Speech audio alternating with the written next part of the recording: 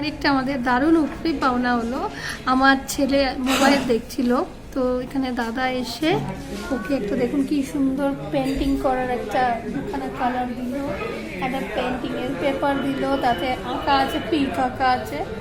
হ্যাঁ, তো ও মোবাইলটা ছেড়ে এবার সেটাই কালার করতে আরম্ভ করলো। এই যে দাদা, থ্যাংক ইউ সো মাচ দাদা।